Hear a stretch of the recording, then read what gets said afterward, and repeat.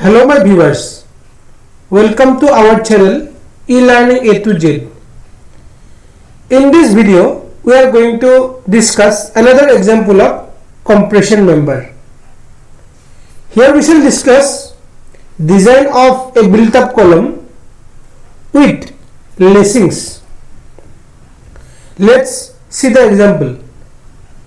Design a laced column with two channels back to back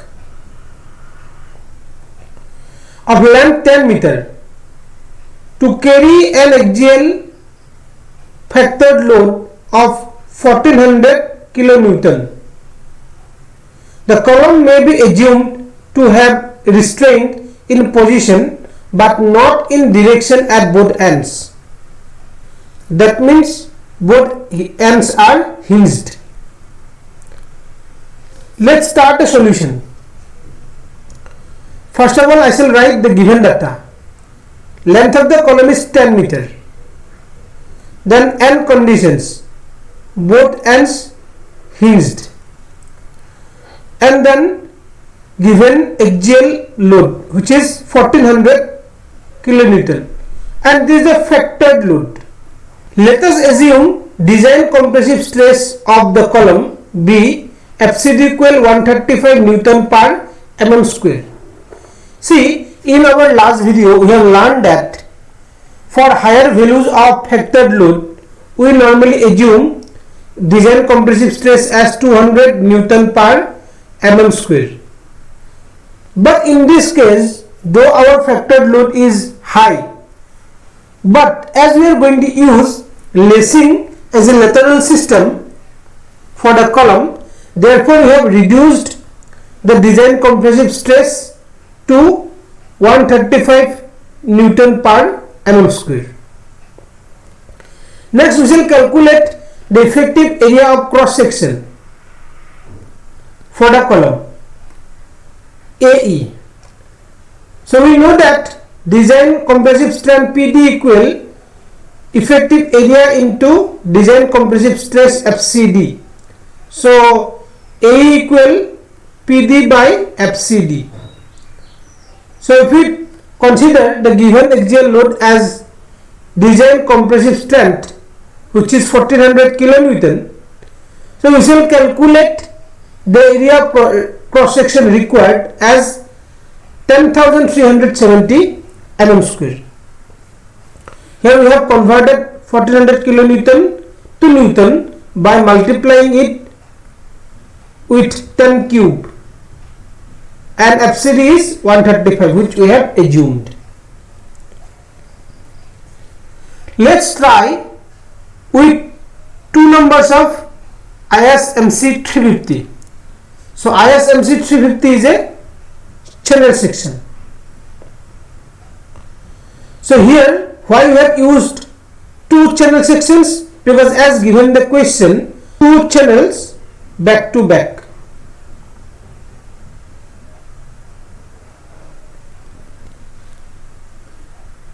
Next, if I write down the properties of the section from the steel table, thickness of flange 13.5 mm. If you see ISMC 350, TF is the thickness 13.5 mm. Then CYY, center of gravity about y-axis 2.44 centimeter, that is 24.4 mm. Then radius of gyration about x-axis,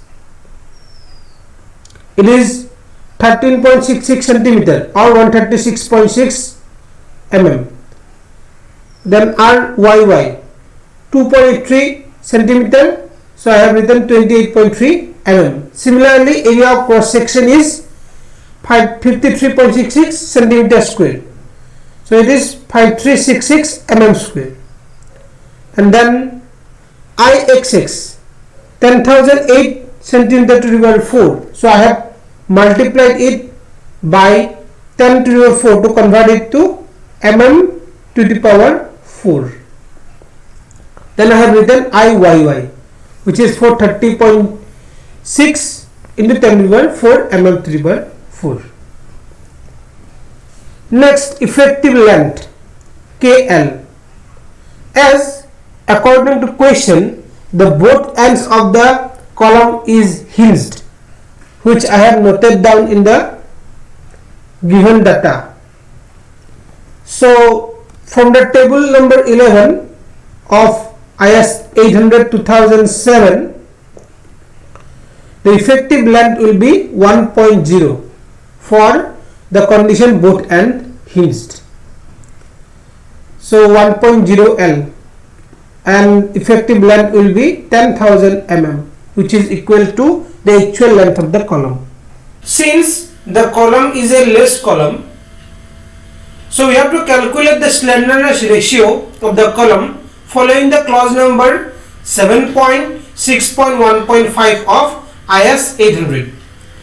So according to the clause, the effective slenderness ratio of less columns shall be taken as 1.05 times KL by R naught, the actual maximum slenderness ratio, in order to account for shear deformation effect.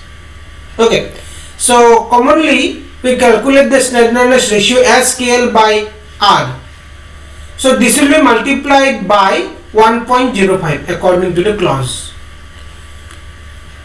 Another thing you have to notice that here the value of R is taken as 136.6 mm.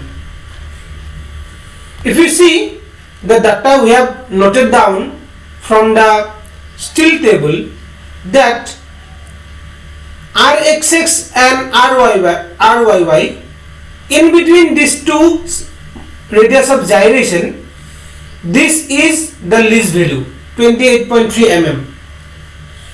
In case of the calculation of slenderness ratio, we use the least radius of gyration.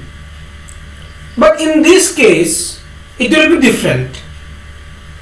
See, here we are going to use two channel section to get a built up column section.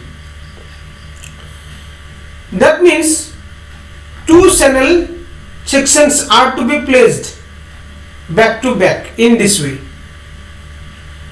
When I shall place two channels back to back, I have to calculate this distance. By how much distance the channels will be apart from each other. By calculating this distance, I have to calculate in such a way that IXX will be equal to IYY. Okay, so IXX of the two channels will be just the double of the single channel section, that is 2 into 10,008. Okay, and this will be equal to IYY. In IXX we have doubled the value of a single column, but in YY it is not valid. We cannot just double the given value of YY for the single column. This is the X axis and this will be the YY axis of the column. If you see the X axis for the whole column section, it is same with the X axis of the individual channel section. In case of the YY axis, this is the YY axis for the whole column system. But if I see the YY axis of the right channel section, it will be somewhat here, Y dash. It is a YY axis for the right channel section, for this channel section. Similarly, YY axis of the left channel sections will be this one. Means the YY axis of the channel section individually is different from the YY axis of the overall column section. So to get the value of YY axis of the overall section, we cannot just double this value, but which is unlike in case of IXX. So IXX value of the overall column section will be finally equal to IYY. That's why RXX of the whole column section will be remain 136.6 mm, and RYY of the column will not remain 28.3 for the overall section, and RYY later, after giving the proper dimension of D, it will be approximately equal to 136.6. Remember, it will be approximately equal to 136.6 mm. Means when I shall calculate the value of the following IXX equal IYY, and then RXX equal to RYY. So that is why when we have calculated the slenderness ratio, we have taken R as RXX, which is the maximum of in between RXX and RYY, which is not common in the calculation of slenderness ratio. So you have to remember these minute things when you design the steel structure, because so many things we have to remember. So slenderness value is calculated as 76.87 for the built up section. As the column section is a built up section, therefore it belongs to buckling class C. If you follow the table number 10 of IS 800-2007 for built up member, always it belongs to buckling class C.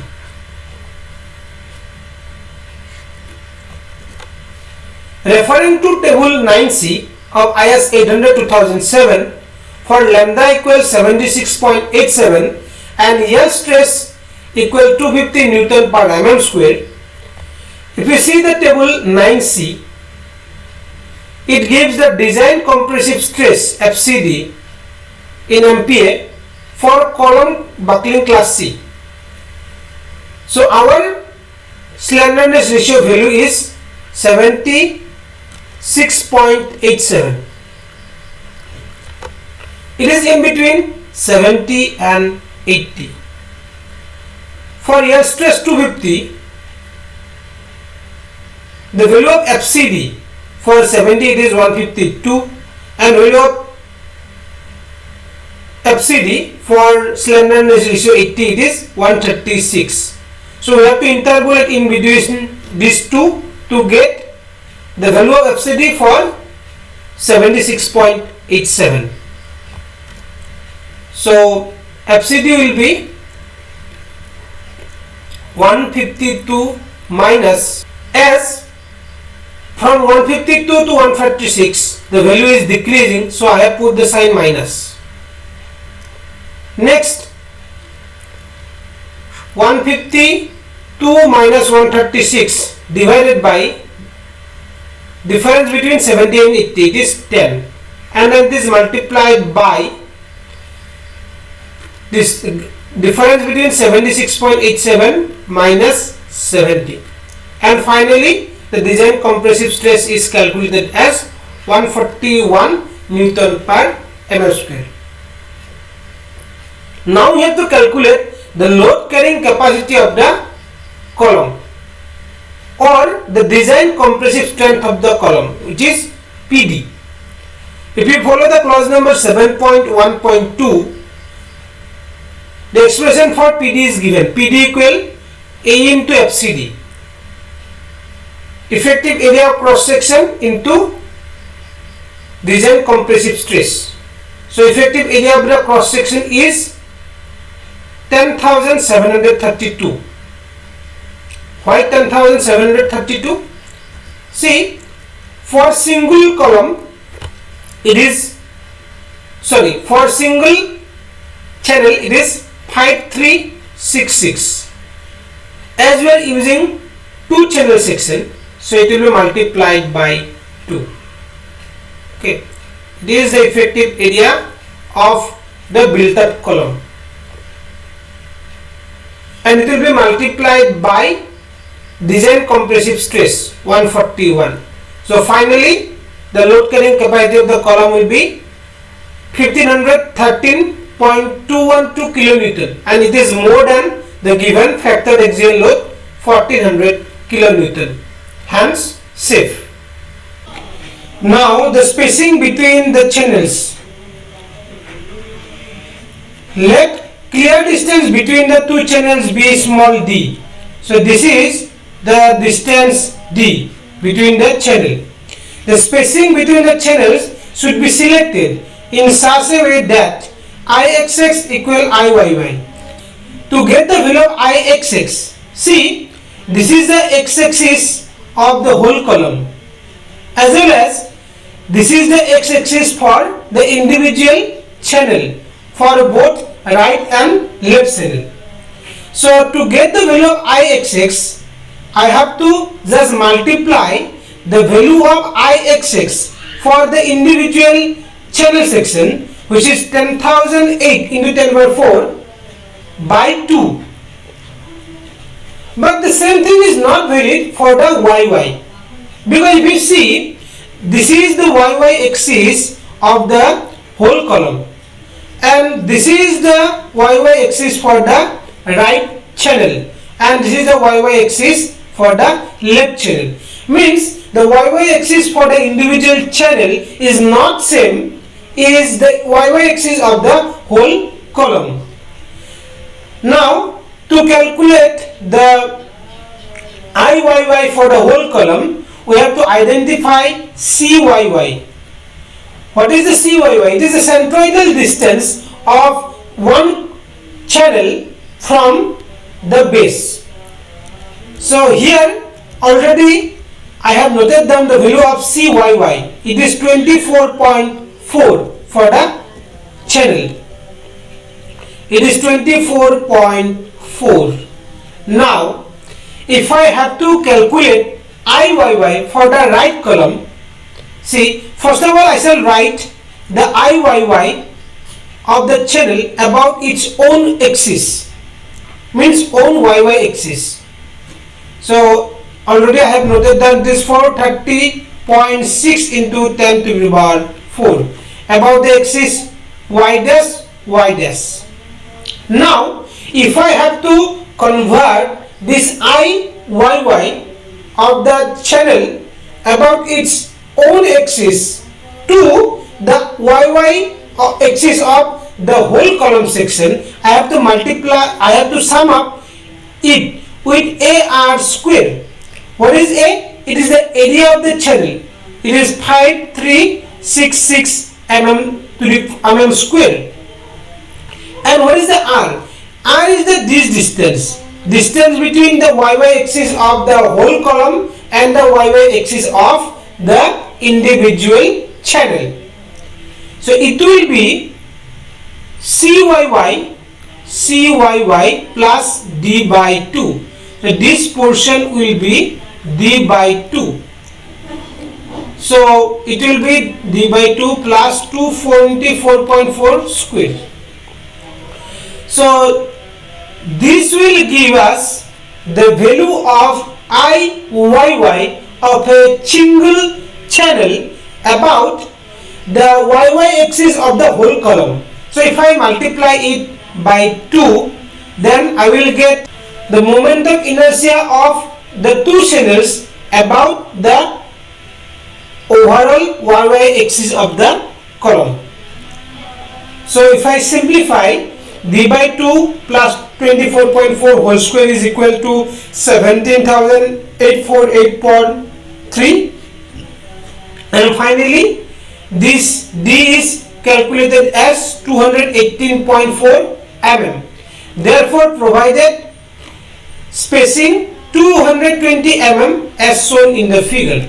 So this is the figure and this is the 220 mm we have provided, which is the spacing between the two channels back to back. Now you have to design the lacing system. If you see the clause number 7.6.4, the angle of inclination not less than 40 degree and nor more than 70 degree. So the angle of inclination should be in between 40 degree and 70 degree. That's why we have written, let the lacing be provided at 45 degree to the horizontal. If you see the figure, this is the lacing and this has made an angle 45 degree with the horizontal. Horizontal spacing of lacing. If you see the figure,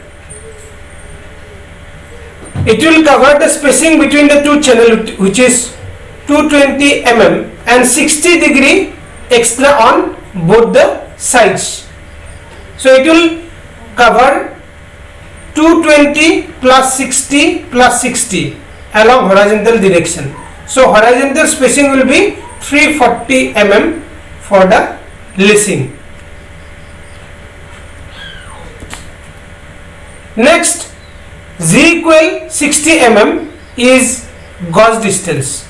If you see the figure, the lacing will cover 60 mm extra on both the sides apart from the spacing between the two channels, and this is called the gauge distance. Therefore, vertical spacing will be, the lacing is inclined at an angle 45 degree with the horizontal. So if we draw one triangle, this will be a right angle triangle having, this is angle 90 degree, this is 45 degree. So if I have to calculate this vertical distance, it will be 340 tan 45 degree. So this side also, this vertical distance will be 340 into tan 45 degree. So to get the vertical spacing of this distance, we have to multiply this by 2. So vertical spacing is calculated as 680 mm. Then least radius of gyration of one channel. For ISMC 350, already we have noted down the values of radius of gyration about x-axis and y-axis. So if you compare these two values, RYY will be the minimum, which is 28.3 mm.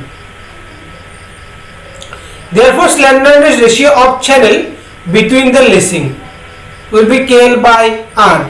What is KL? It is the effective length.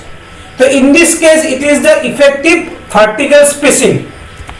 If you see the vertical spacing, at the two ends we have to use bolts to connect the lacing with the channel, and the bolts are considered as a hinge. That means for the vertical spacing, the both ends are hinged. That's why the effective length will be directly equal to the vertical spacing, which is the actual vertical spacing. So finally the slenderness ratio is calculated as 24.3. Now if you see the clause number 7.6.5.1, the maximum spacing of lacing bars, whether connected by bolting, riveting or welding, shall also be such that the maximum slenderness ratio of the components of the main member between consecutive lacing connections is not greater than 50 or 0.7 times the most unfavorable slenderness ratio of the member as a whole.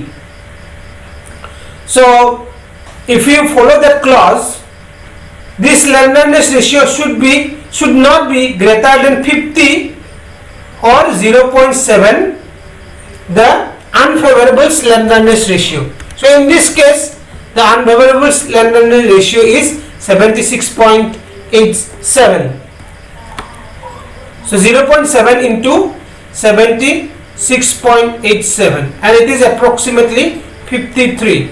In between these two values the least one is 50. So the slenderness ratio 24.3 should not be greater than 50. Hence it is safe as per the clause 7.6.5.1. Now total transverse shear to be resisted by lacing system.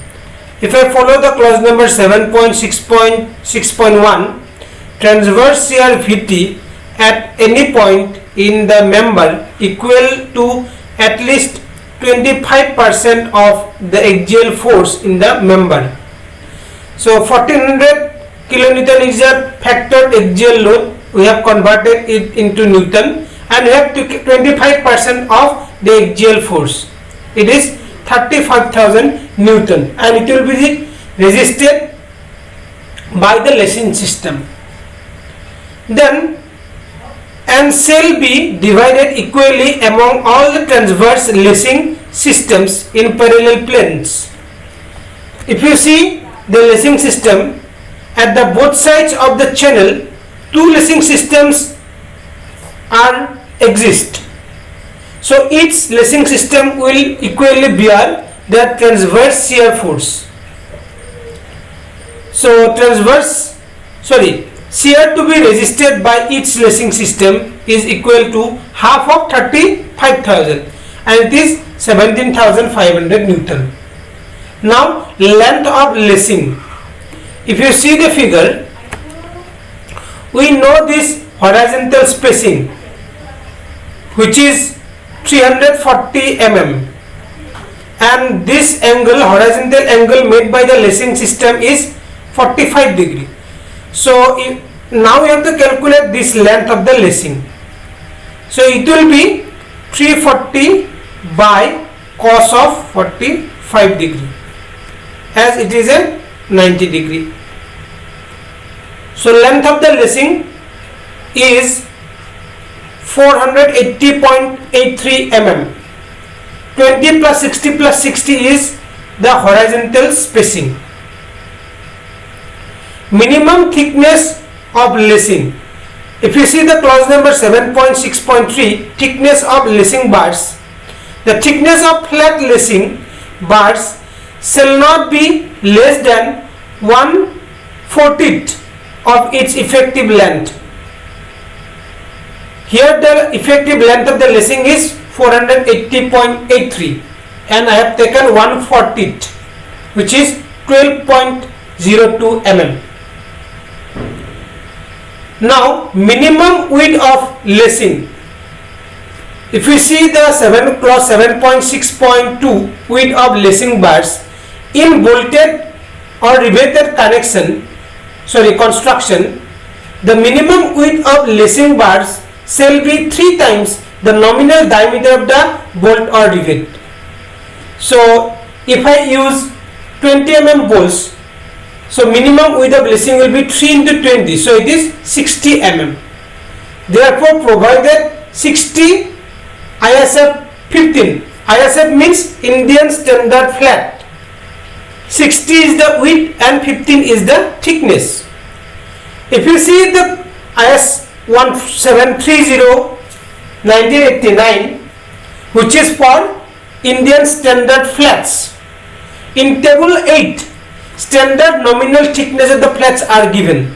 So among these different thickness we have chosen 15 mm because we have to provide at least 12.02 mm thickness of lacing. So we have provided just more than that, that is 15 mm. Now cross sectional area of lacing, it is 60 into 15, that is 900 mm square. Now we have to calculate minimum radius of gyration for lacing. So we know R equal to root over I by A. So I is the moment of inertia. So if this is the flat lacing,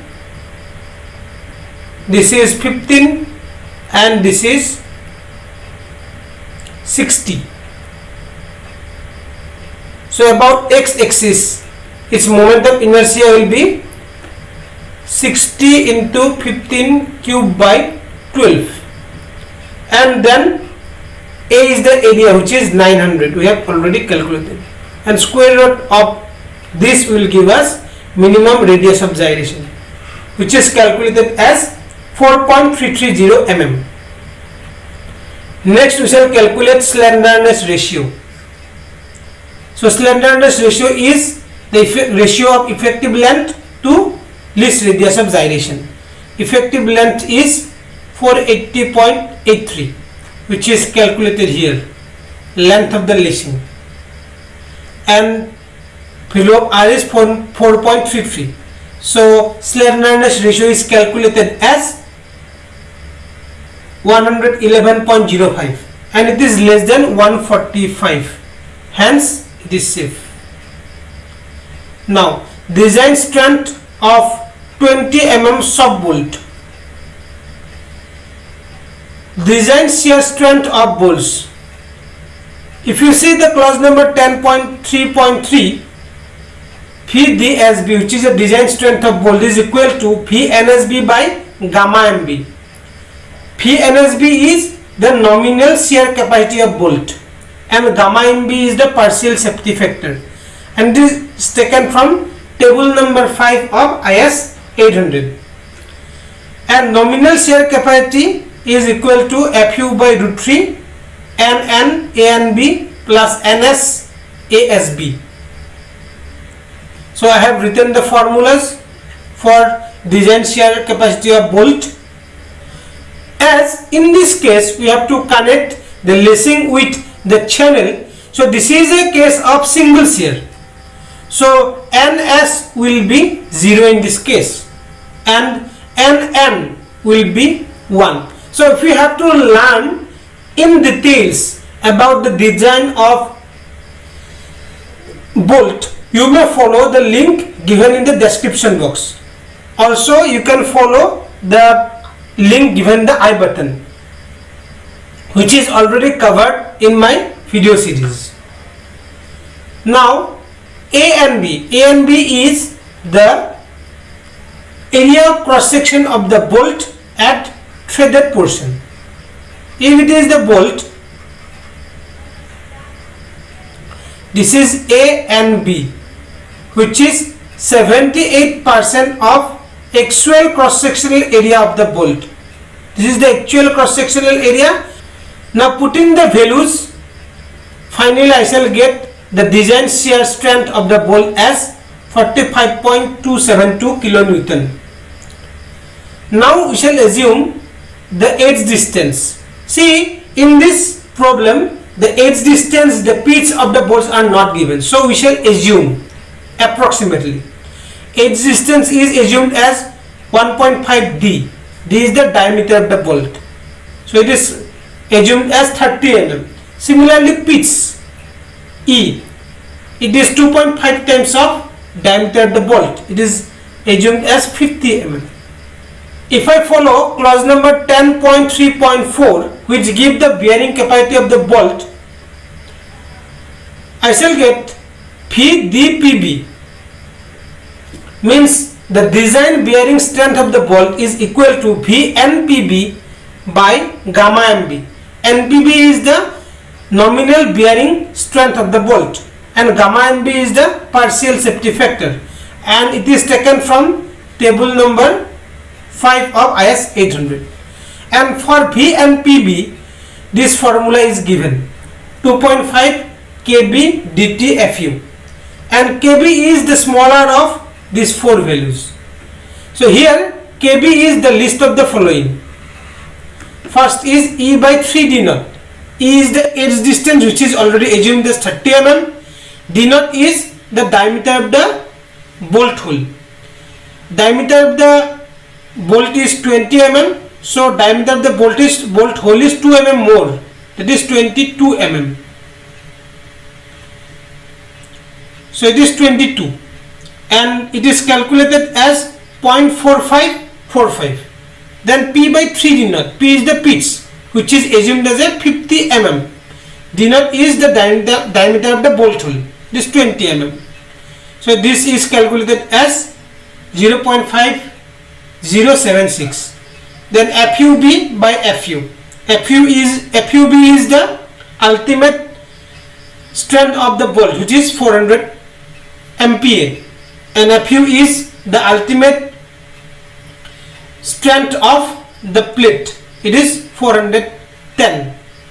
So the ratio is calculated as 0.9756.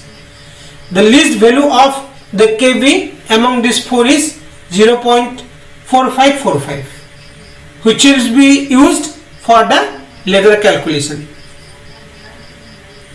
So from the IS code, from clause number 10.3.4, the equation for design bearing strength of the bolt VDPB is written. Then I shall put the corresponding values. KB is 0.4545, D is the diameter of the bolt, T. See, we have to connect the lacing with the flange of the channel section. If it is our channel sections, we have to connect lacing in this at this face, and this thickness of flange of the channel is 13.6, and the thickness of the lacing is 15 mm. The least of these two will be used as thickness T, which is 13.5. Then 410 is the ultimate strength of the plate. So design bearing strength of bolt is calculated as 100.626 kilonewton. So among this and these two values, 45.272 is the least one, and this is used as a bolt value. Therefore, number of bolts required for lacing connection.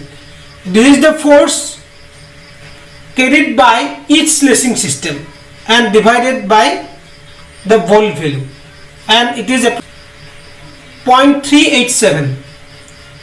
Hence, provided one bolt of 20 mm nominal diameter at each end of lacing bar. Now check for strength of lacing. If you see the figure, the transverse shear force acting on a lacing system is 17,500. So this force is acting horizontally. Now we have to calculate the force acting on the lacing in the direction of lacing, that is in this direction.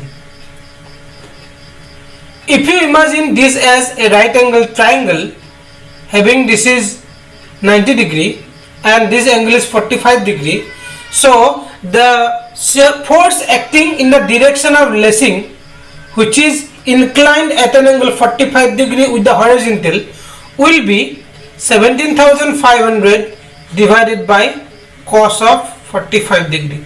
This we have calculated based on the trigonometry. So force acting in lacing is calculated as 24749 Newton. As a flat is a solid section, it belongs to buckling class C.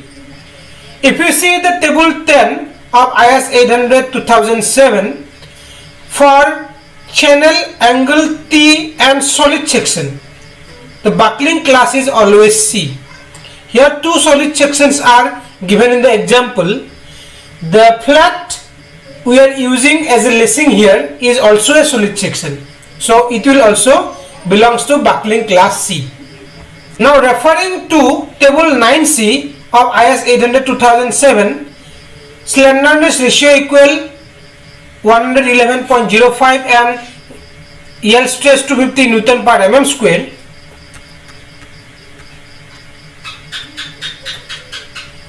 if you see the table number 9C for buckling class C, for slenderness ratio 111.05, it will be in between 110 and 120.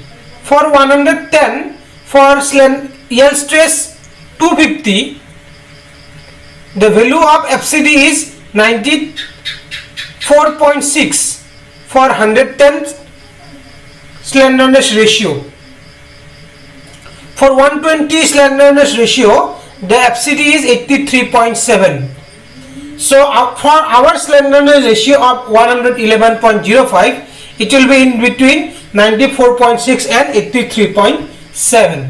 To calculate the value of FCD, 94.6 minus, why minus? Because from 94.6 to 83.7 it is decreasing. Then 94.6 minus 83.7 divided by the difference between 120 and 110, it is 10 into 111.05 minus 110. So the design compressive stress is calculated as 93.46 Newton per mm square. Now load carrying capacity of the lacing or design compressive strength of the lacing. If you follow the clause number 7.1.2, design compressive strength PD is given. It is A into FCD. What is A? It is the cross sectional area of the Indian standard flat. It is 900 mm square.